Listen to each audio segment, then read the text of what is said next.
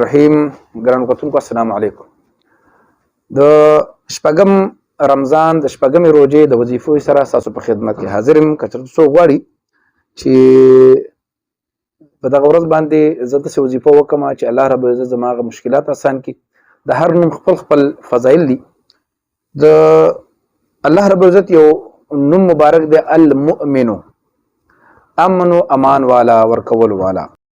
نو که چا باندې سیره وي شته دی، دا چا خپل خپل مشکلات دي. ټول خلک به خوشحاله هم نه وي، ټول خلک به خفه هم نه وي.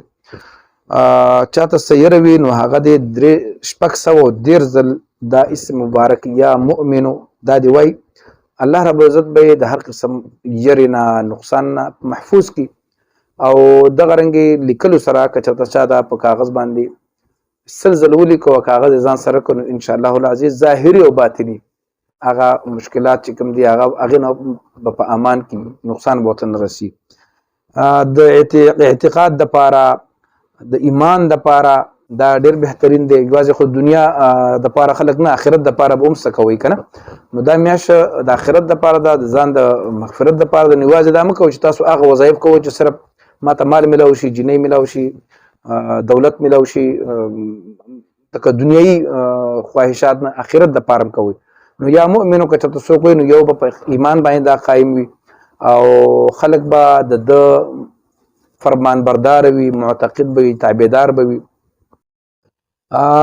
136 ځل یو سلو شپږ دېرش ځل ویلو سره دا که څوک وایي نو الله رب العزت به دا یا مؤمنو د ظالمانو د ظلم نه په امان کې ساتي. چېرته بس ده باندې به څوک ظالم ظلم نشي کولی. او یو سړي باندې یره وي، یو ځای کې تکلیف کې یو شته دی، بعضې کسان خطاګانې شوي هغه باندې یره وي. نو انشاءالله العزیز که د فرض مونځ نه پس 136 ځل د وي سبا دغه د شپږم رمضان باندې، نو انشاءالله العزیز جان او مال اولاد دا به محفوظ وي. ښه د خفتاري دپاره خو تاسو من چې یا سلام او یا مؤمن هم ورسویلی شي. او